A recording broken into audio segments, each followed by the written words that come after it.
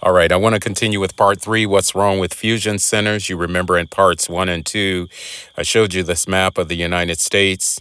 The teal green states represent states that have fusion centers. The blue represents states that have fusion centers under construction, and the gray represents states that do not have a fusion center.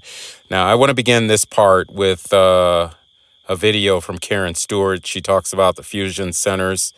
I thought it was really, really good. So I'm going to go ahead and insert that video at this point here. So the fusion centers, which are always desperate for money, and of course they are adding people onto the watch list to make it appear there are many more threats than there are, for the sake of money and for the sake of continuing their careers, that basically it's creating a police state when we don't need one. You know, I'm sorry, but there aren't that many terrorists. There just aren't. I mean, in almost 20 years, they haven't stopped any terrorist attack that was planned. They haven't found any terrorist attack that was planned. So now they're throwing you and me onto the terrorist watch list to create a threat that's simply not there, so they can garner almost billions, maybe billions of dollars, for the 80 and growing number of fusion centers all around the country. Specialists and officers in the Fusion Center's Fusion Watch work 24/7. Watching for crimes in real time on an extensive network of cameras. Over 600 cameras. On an extensive network of cameras. Over 600 cameras. Over 600 cameras. Over 600 cameras. Over 600 cameras. Over 600 cameras. So we're constantly scanning. The people that are working in here are actually trained to look for those behavioral indicators and those anomalies. All right, I wanted to loop this video to kind of point out something. This is inside Fusion Center in Las Vegas. Notice up at the top ceiling there, you can see the number of watch stations. You can see watch station 3, watch station 4, so on and so forth. So you can tell that there are individuals that sit at these watch stations and they just basically look at cameras and spy on people 24 hours a day. Like you said, over 600 cameras. Imagine that. People around the clock spying on American civilians and getting paid tax dollars to do it. All right, I want to continue with part three, section 3, entitled Military Participation. Military Participation. Starts out, one of the most disturbing developments with fusion centers is the participation of active duty military personnel. Long-standing American tradition, as enshrined in an 1878 law known as the Posse Comitatus Act, prohibits the U.S. military from acting in a law enforcement capacity on U.S. soil, except under the express authority of Congress. Yet military personnel are participating in many of these fusion centers with little debate about the legality of this activity or the potential effect this may have on our society. And that's one of the downsides to military participation in the fusion centers. Obviously, they are acting in a role that goes above and beyond U.S. law. And, you can see that that is the violation of the Posse Comitatus Act. It goes on to read there, the Maryland Coordination and Analysis Center, MCAC, for example, includes an active duty U.S. Army soldier whose mission is limited to military force protection, according to MCAC personnel.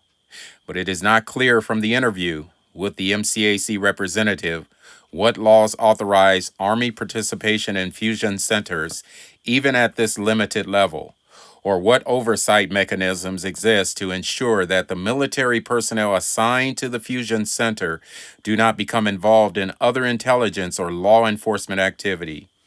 After all, the stated purpose of fusion centers is to share intelligence and increase coordination among participants. And that's one thing that I want to kind of emphasize here.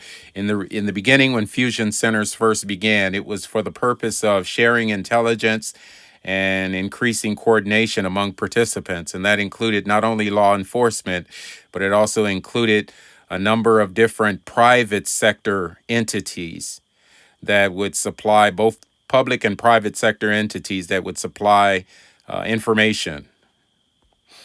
It goes on to read there at the bottom, many fusion centers also incorporate National Guard troops, and at least one fusion center located in North Dakota is located within the National Guard facility.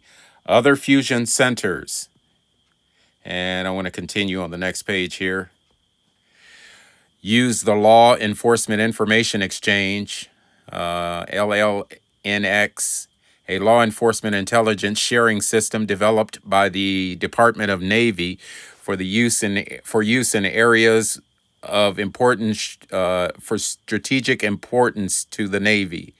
The involvement of military personnel is especially dangerous at a time when government officials are using hyperbolic rhetoric about the threat of terrorism to scare Americans into abandoning their civil liberties. For example, Major General Timothy J.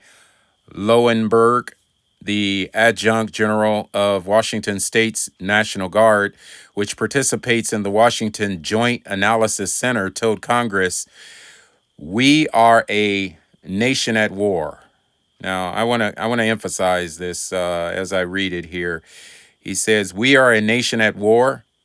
This is the ground truth that must drive all our data collection, information sharing, and intelligence fusion and risk assessment action.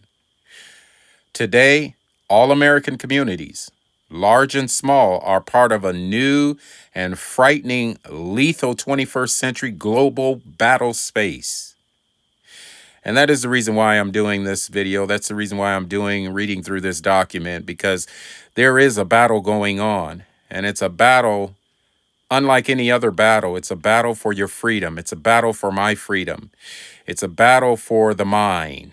Officials regard American communities as battlegrounds in a war can be tempted to dispense with inconvenient checks and balances. Americans have long been suspicious, for very good reasons, of the idea of developing military assets on U.S. soil, and have long considered the Posse Comitatus Act to be one of the touchstones of American liberty. Allowing that bedrock principle to erode would be a radical step in the wrong direction. And, it's very interesting. I mean, these are facts that I'm sharing, guys. I mean, you've got fusion centers located in North Dakota. They're located on the U.S. military campus there. And we see all around the United States military joining with law enforcement. I want to continue with section 4 here. It's entitled Data Fusion. I don't know how much of this I'll get through, but I'm going to try to go as fast as I can. The Justice Department's 2006 guideline envisioned fusion centers doing more than simply sharing legitimately acquired law enforcement information across different branches of our burgeoning security establishment. The guideline encourages compiling data from non-traditional sources such as public safety entities and private sector organizations, and fusing it with federal intelligence to anticipate, identify, prevent, and/or monitor criminals and terrorist activity. This strongly implies the use of statistical dragnets that have come to be called data mining. Continuing. The inevitable result of a data mining approach to fusion centers will be many innocent individuals will be flagged, scrutinized, investigated, placed on watch lists, interrogated or arrested, and possibly suffer irreparable harm to their reputation, all because of a hidden machinery of data brokers, information aggregators, and computer algorithms. Law enforcement agencies will waste time and resources investing in high-tech computer bungalows that leave them chasing false leads while real threats go unaddressed and limited resources are sucked away from the basic, old-fashioned legwork that is the only way genuine terror plots have ever been foiled. And that's a fact, guys. I mean, you've got all of this technology that's being used to collect data. as well as what I believe is the wasting of law enforcement resources, law enforcement agencies. They could be out doing other things. I mean, there's so much crime going on in our streets, all of this smashing and grabbing, and you've got private contractors and law enforcement agencies working together in these fusion centers, spying on Americans. Continuing. Data fusion involves the exchange of information from different sources, including law enforcement, public safety, and the private sector. When combined with appropriate analysis, it can result in meaningful and actionable intelligence and information. At a fusion center, the report says threat assessments and information related to public safety, law enforcement, public health, social services, and public works could be fused. Going to the next page here. And we want to pick it up here at the top of the page here. With federal data containing personally identifiable information whenever a threat, criminal predicate, or personal safety need is identified. Subsequent analysis and dissemination of criminal terrorist information, intelligence, and other information would ideally support efforts to anticipate, identify, prevent, and or monitor criminal and terrorist activity. The head of the Delaware Information Analysis Center, DIAC, Delaware State Police Captain Bill Harris explained that the fusion process is to take law enforcement information and other information, it could be from the Department of Agriculture, the Department of Transportation, the private sector, and fuse it together to look for anomalies and push information out of our stakeholders in Delaware who have both a right and a need to know. You see, this is the challenge that we're all faced with. I mean, we have law enforcement. Their job is to protect and serve, and they're serving law-abiding citizens. They're serving people who are paying taxes. But when you take law enforcement and you now use law enforcement and law enforcement information, which is designed to protect and serve, and you turn it around and you use it against law-abiding citizens, that's where I believe we cross the line. Rather than being constrained by the law regarding what they can collect, Captain Harris appeared to feel constrained only by resources. Quote, I don't want to say it's unlimited, but the ceiling is very high.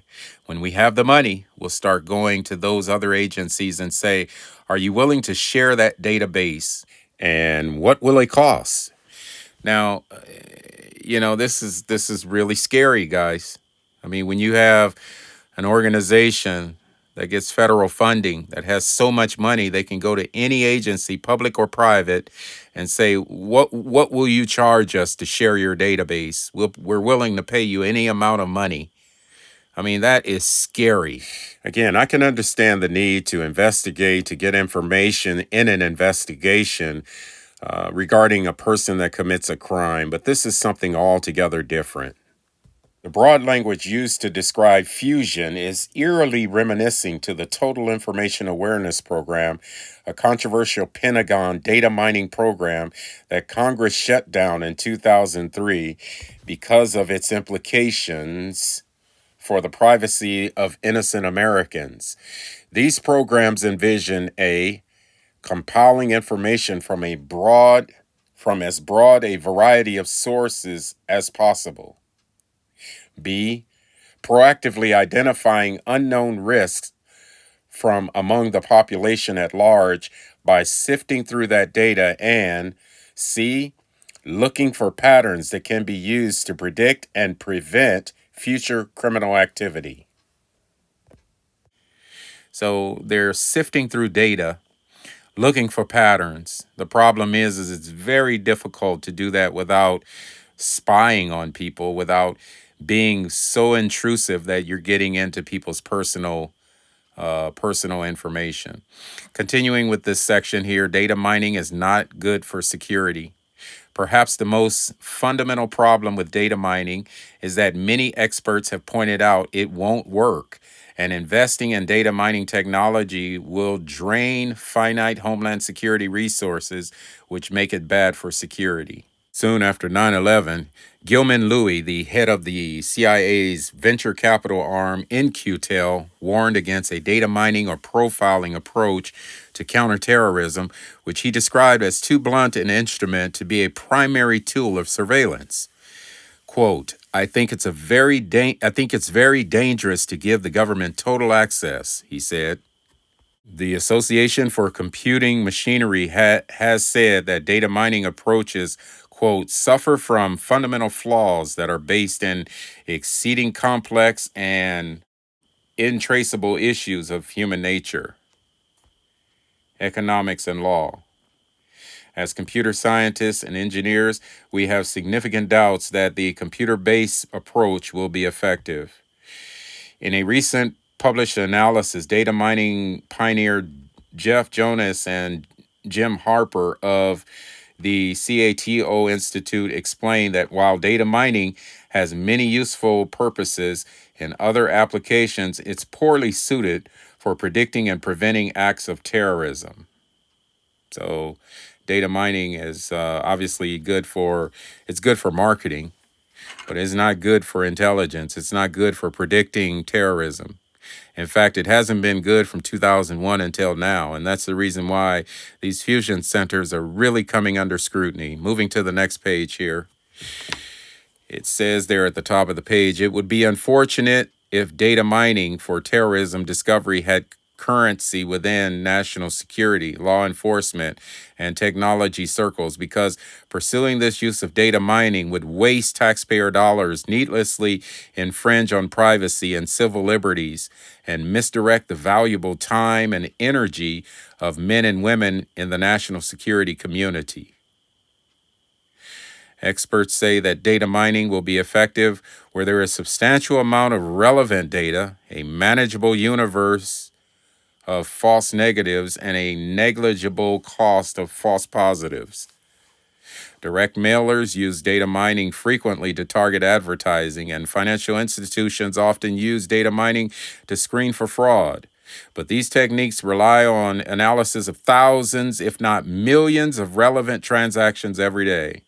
And as Jonas and Harper pointed out, terrorism does not occur with enough frequency to enable the creation of a valid predictive model. All right, I want to emphasize that. Terrorism does not occur with enough frequency to enable the creation of a valid predictive model. Okay, so you can't predict terrorism, and obviously you can't. However, that's really only when data mining is really useful. It goes on to say, moreover, as we have seen, what little data does exist, such as that making up the terrorist watch list, is incomplete and riddled with error. I want to emphasize that a lot of the data that's used to make up the terrorist watch list, it's incomplete and it's riddled with error. And we saw that in the last document we reviewed on this channel entitled Trapped in the Black Box, Growing Watch Listing and Everyday Policing. And we're seeing it again in this document, What's Wrong with Fusion Centers.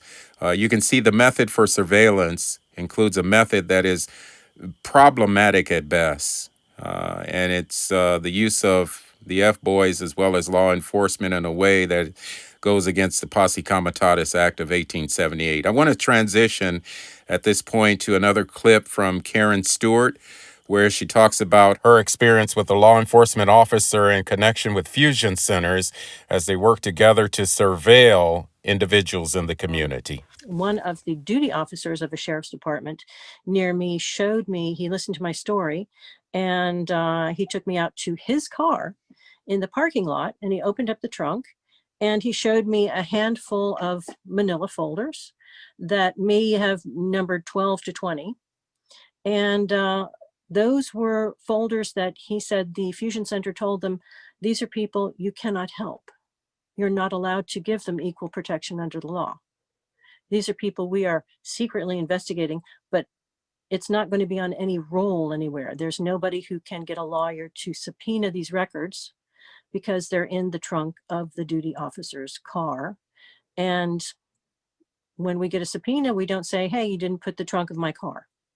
So no, we don't have these records.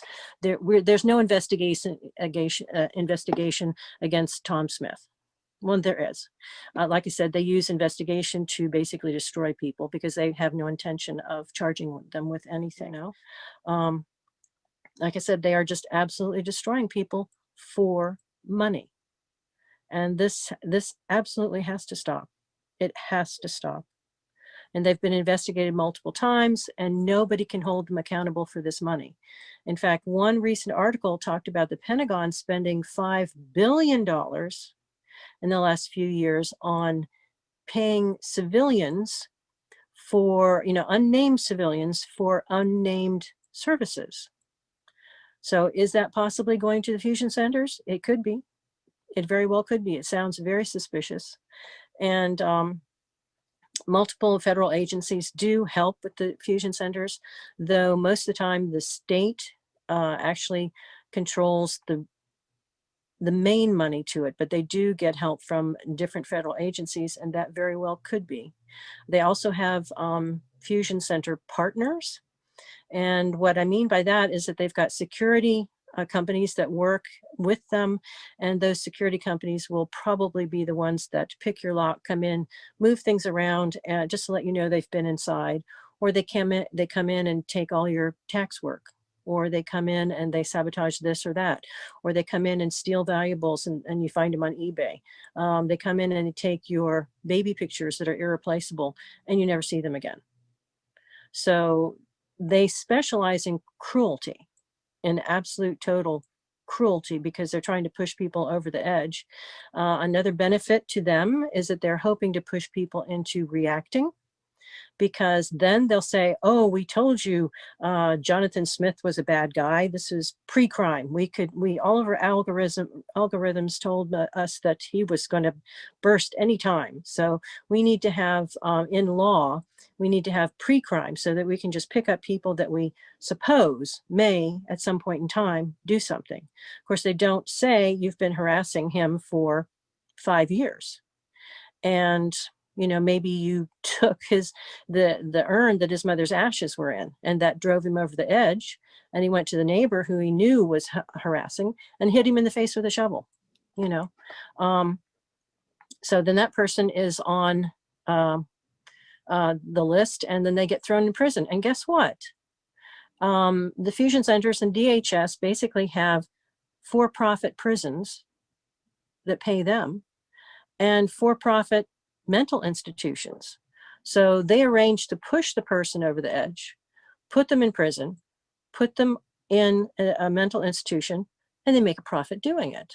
And once there, the person is then subjected to a lot more experimentation and abuse, and there's nothing he or she can do about it.